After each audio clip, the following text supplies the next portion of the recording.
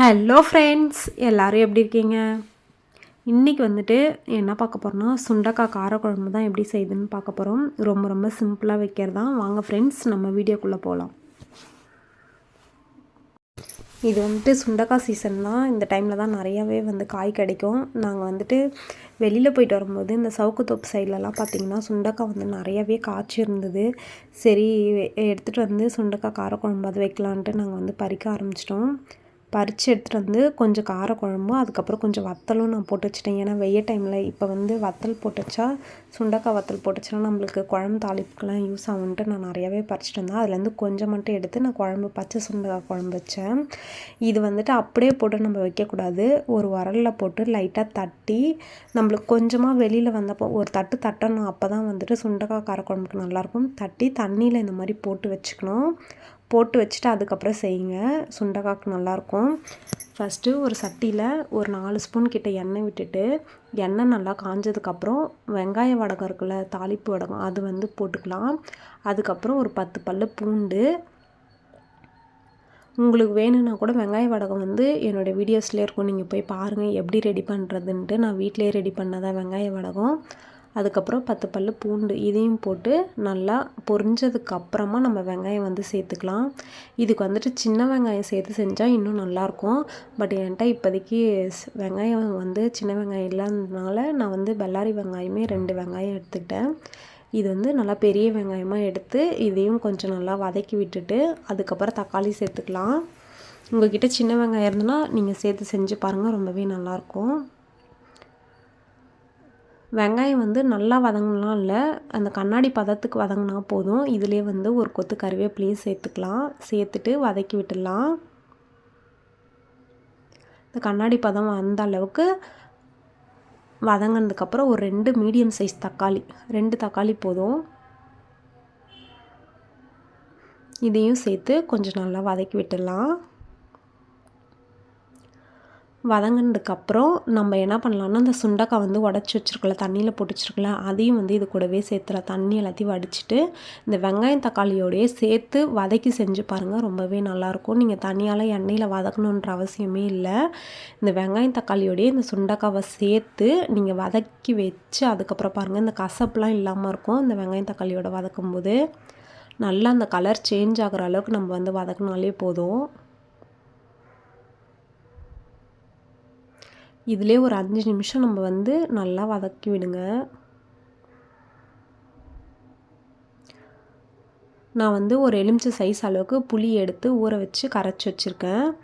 ஏன்னா இந்த அளவுக்கு சுண்டைக்காய்க்கு ஒரு எலுமிச்சை சைஸ் எடுத்து கரைச்சி ஊற்றினாலே கரெக்டாக இருக்கும். ஒரு கிண்ணம் குழம்பாவது நம்மளுக்கு கிடைக்கும். இது மாதிரி வச்சு பார்த்திங்கன்னா உங்களுக்கு சுண்டக்காய் கசப்புலாம் தட்டாது, ரொம்பவே நல்லாயிருக்கும். சாப்பிட்றதுக்கும் நல்லாயிருக்கும். சுண்டக்காய் சாப்பிட்றதுனால வயிற்றில் இருக்கிற இந்த பூச்சிலாம் இருக்குல்ல, அதெல்லாம் இருக்காதுன்னு சொல்லுவாங்க. அதுக்காக தான் இந்த சுண்டக்காய் காரக்குழம்புலாம் சாப்பிடுவாங்க. இந்த கொஞ்சம் கலர் சேஞ்ச் ஆனதுக்கப்புறம் நம்ம கரைச்சி வச்ச புளி தண்ணியை இது கூடவே சேர்த்துடலாம்.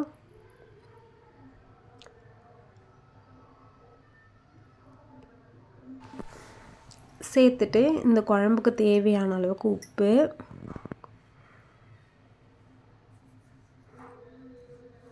உப்பும் இது கூடவே சேர்த்துலாம். சேர்த்துட்டு ஒரு 1/2 ஸ்பூன் மஞ்சள் தூள், அப்புறம் குழம்பு மிளகாய் தூள் இருக்குல்ல, அது ஒரு 3 ஸ்பூன் கிட்ட நம்ம சேர்த்துக்கலாம். நான் குழம்பு மிளகாய் தூள் எப்படி அரைக்கிறதுன்ட்டு வீடியோ போட்டிருக்கேன். உங்களுக்கு வேணும்னா நீங்கள் வீடியோஸில் போய் பாருங்கள். சேர்த்துட்டு நல்லா மிக்ஸ் பண்ணிவிட்டு வேறு எதுவுமே இதில் சேர்க்க தேவையில்ல. இப்போ இதை நல்லா கொதிக்க விட்டுடலாம்.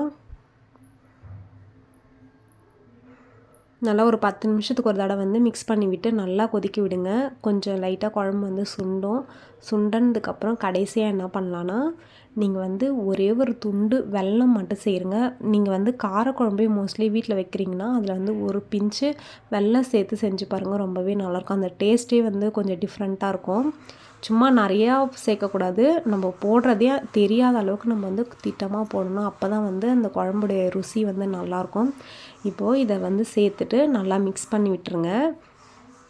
அதுக்கப்புறம் குழம்பு ரெடியானதுக்கப்புறம் கடைசியாக என்ன பண்ணுறேன்னா, கொஞ்சமாக எண்ணெய் காய்ச்சி விட்டால் இன்னும் நல்லாயிருக்கும் காரக்குழம்பை பொறுத்த வரைக்கும். நீங்கள் சுண்டக்காய் காரக்குழம்பு மட்டும் இல்லை, நீங்கள் வத்த குழம்பு வச்சாலும் சரி, வேறு எந்த காரக்குழம்பு வச்சாலும் சரி, இந்த மாதிரி நீங்கள் லாஸ்ட்டாக என்ன பண்ணுறீங்கன்னா கொஞ்சமாக நல்லெண்ணெய் சேர்த்து நீங்கள் நல்லா சூடாக காய்ச்சி விட்டு பாருங்கள், ரொம்பவே நல்லாயிருக்கும். இது வந்து ஆப்ஷனல் தான், உங்களுக்கு வேணும்னா செய்யுங்க, வேணான்னா விட்டுருங்க. அதுவும் நல்லெண்ணெய் வந்து காய்ச்சி விட்டு பாருங்கள், ரொம்பவே நல்லாயிருக்கும். இப்போ கடைசியாக வந்து நம்ம வந்து அடுப்பை வந்து ஆஃப் பண்ணிடலாம். ஆஃப் பண்ணிவிட்டு தான் நான் விடுறேன். நான் சட்டியில் மண் சட்டின்றதுனால அந்த கொதிப்பு வந்து உங்களுக்கு வந்து தெரிஞ்சிட்டே இருக்கும், அது சீக்கிரமாக அடங்காது. இப்போது நம்ம காய்ச்சின அந்த எண்ணெயை வந்து இதில் வந்து சேர்த்துடலாம். நான் அடுப்பை ஆஃப் பண்ணிட்டேன். இந்த மண் சட்டியோட சூட்லேயே வந்து குழம்பு வந்து கொதிச்சிட்டே இருக்குது. அந்த சூடு இருக்கிற வரைக்கும் அது கொதிச்சிட்டு தான் இருக்கும். நல்லெண்ணெய் காய்ச்சி விடும்போது ரொம்பவே டேஸ்ட்டும் ஃப்ளேவரும் ரொம்பவே நல்லாயிருக்கும். உங்களுக்கு வேணும்னா இது மாதிரி செஞ்சு பாருங்கள், வேணான்னா விட்டுருங்க. இப்போது இதை வந்துட்டு நல்லா ஊற விட்டு அதுக்கப்புறம் ஒரு மணி நேரம் கழித்து இந்த குழம்பு சாப்பிட்டு பாருங்கள், ரொம்பவே நல்லாயிருக்கும். டேஸ்ட்டும் ஃப்ளேவரும் ரொம்ப சூப்பராக இருக்கும். உங்களுக்கு இந்த வீடியோ பிடிச்சிருந்துன்னா கண்டிப்பாக லைக் பண்ணுங்கள், ஷேர் பண்ணுங்கள், மறக்காமல் சப்ஸ்கிரைப் பண்ணுங்கள்.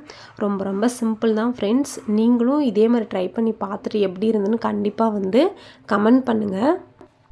Okay, thank you friends.